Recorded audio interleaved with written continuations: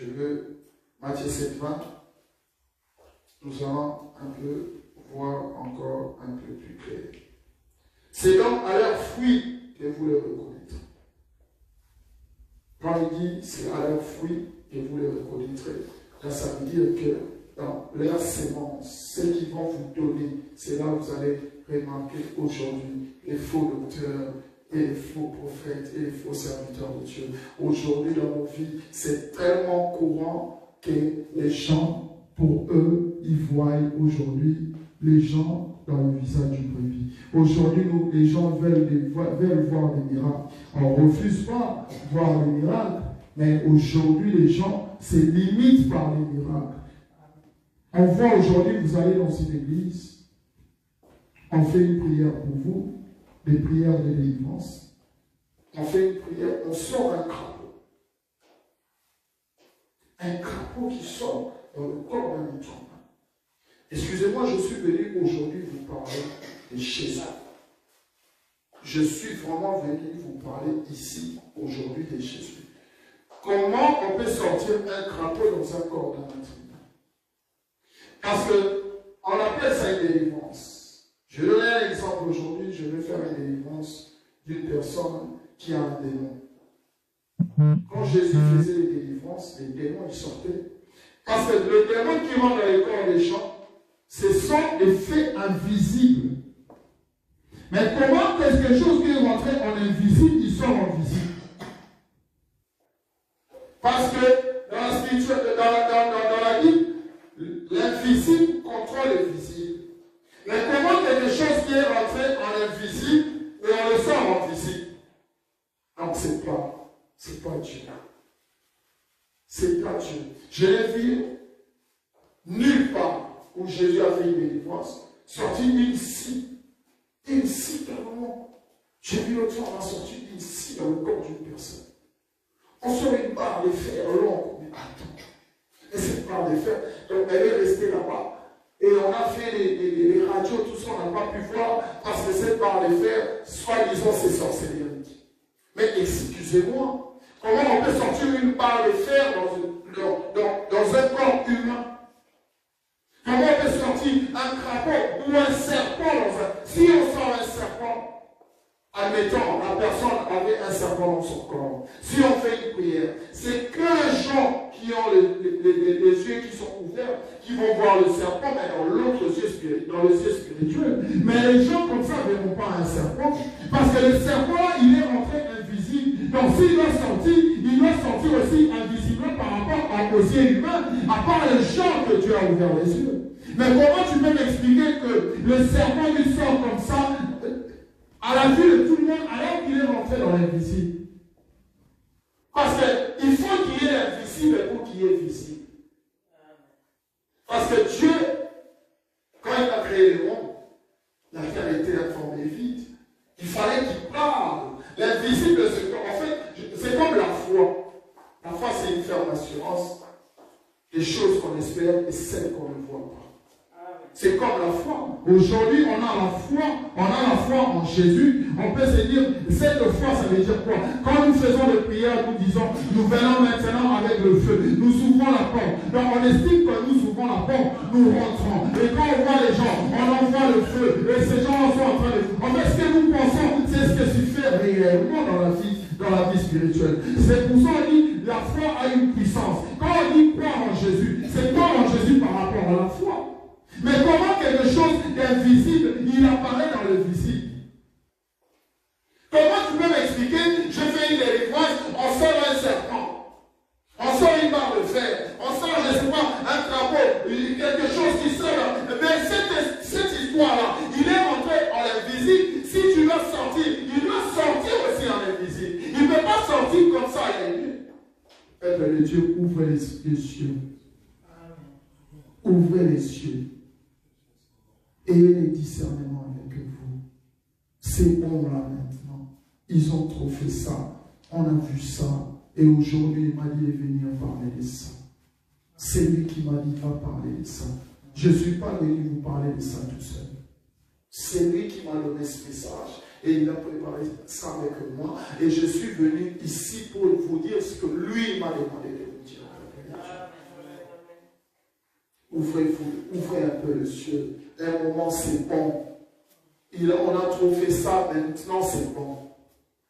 Maintenant là, c'est bon. On va vous berner jusqu'où? Comment on peut vous expliquer? On vous sent quelque chose dans votre corps.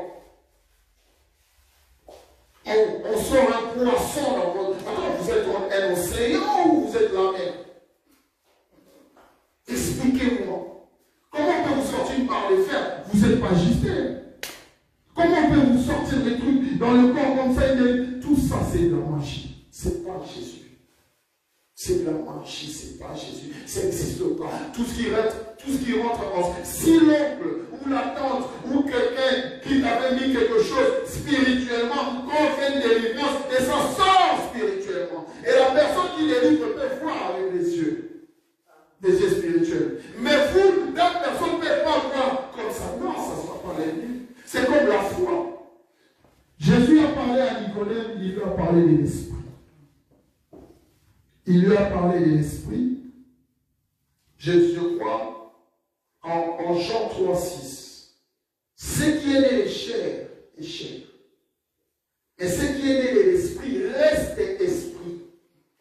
Ce qui est esprit reste esprit. Jamais esprit peut venir de chair. Non. Donc il a bien dit à Nicodème, regarde, vous voyez le vent. On ne voit pas les vents. On voit les arbres bouger. Il va de gauche, il va à droite. Mais on ne voit pas les vents. On ne sait pas là où il vient et là où il va. Il a dit ça en 3, Jean 3,6. Il a dit c'est comme ça l'esprit. Vous ne le voyez pas, mais vous le sentez. Quand on fait les délivrances, est-ce qu'on voit qu'il y a un truc blanc qui vient, qui dit à mon nom? On dit au nom de Jésus. Quand on fait la délivrance, c'est la puissance que nous dégageons. Mais cette puissance-là, si on trouve vers les yeux où Jésus, c'est la puissance. Mais la puissance, là, on ne la voit pas comme ça, une lumière blanche qui est toute. Non! Jésus a dit, on ne le voit pas. On le sent, mais on ne le voit pas. Là, quand je prie, je sens une transe qui vient en moi. Mon corps tremble. Je sens que j'ai une puissance en moi. Je sens qu'il y a une présence en moi. Mais cette présence-là n'est pas visible à l'ennemi. Parce qu'il a dit tout ce qui est esprit reste esprit. Mais pourquoi vous voulez prendre maintenant tout ce qui est esprit, ramener dans la chair? Peuple de Dieu, jusqu'où? Un moment c'est bon. Un moment aussi, c'est bon, on doit aussi arrêter un peu. On doit se calmer doucement. Ouvrez les yeux, comprenez. Si m'envoyait de vous dire ce message, parce qu'il sait que toi, peut-être, demain, il va t'arriver quelque chose. Vous allez dans ces maisons, parce que moi, j'appelle ça les maisons closes. J'ai une maison, je sais, ce n'est pas des églises pour moi. Ce sont des maisons. Je cite le nom des personnes. Je ne juge pas un pasteur ou un serviteur de Dieu. Je ne suis pas là pour ça. Parce que la seule personne qui doit nous juger, c'est Jésus. Moi, je suis en train de parler des faits. Je parle des faits. Parce que quand David, Saoul le poursuivait, un moment David dans la montagne, il a dit qu'il devait aller faire pipi. Quand il s'est éloigné, David, il est venu derrière, il a coupé juste un morceau de la robe qu'il avait portée.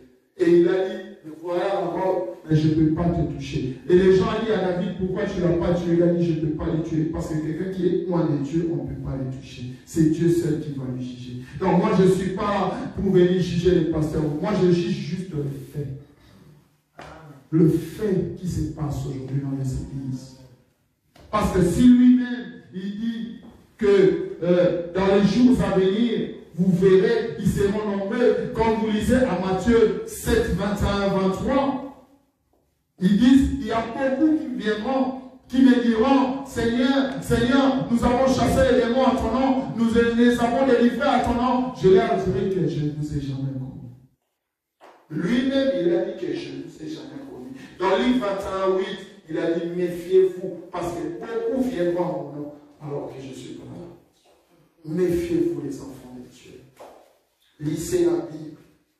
Priez et demandez à Dieu. Je vais aller à tel endroit. Même si vous voulez venir ici à l'intercession avec moi, demandez à votre Dieu. Là où je vais aller là-bas, est-ce que tu es là-bas? S'il te dit oui, tu viens. On fait ensemble, on prie. Mais arrêtez qu'on continue à vous berner. Mais ça sera jusque quand? Ça sera jusque quand? Parce qu'aujourd'hui, si jusqu'à ce qu'on va sortir une voiture dans un corps d'une personne, on sort quand vous voyez les gens, des délivrances, on sort des trucs dans les corps.